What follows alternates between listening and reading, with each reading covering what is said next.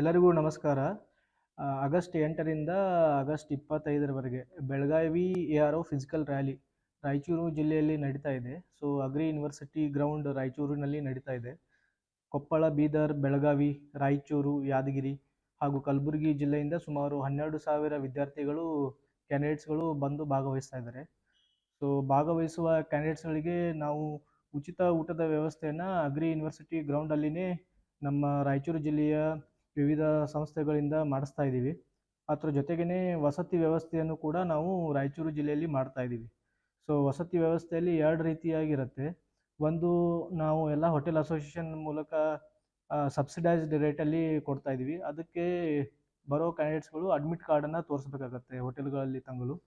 ಅದ್ರ ಜೊತೆಗೇ ಯಾರು ಹೋಟೆಲ್ಗಳಲ್ಲಿ ಇಳ್ಕೊಳ್ಳೋಕ್ಕೆ ಇಷ್ಟ ಇಲ್ಲ ಅವರು ಇದರಲ್ಲಿ ಇರ್ಬೋದು. ನಮ್ಮ ಅಗ್ರಿ ಯೂನಿವರ್ಸಿಟಿ ಗ್ರೌಂಡಿಂದ ಒಂದು 5-6 ಕಿಲೋಮೀಟರ್ ಒಳಗಡೆ ಬರುವ ಕೆಲವೊಂದು ಸರ್ಕಾರಿ ಹಾಸ್ಟೆಲ್ಗಳಲ್ಲಿ ಗುರುತುಪಡಿಸ್ತೀವಿ ನಾವು, ಆಮೇಲೆ ಹೇಳ್ತೀವಿ. ಅದರಲ್ಲಿ ಉಚಿತವಾಗಿ ತಾವು ಇರ್ಬೋದು.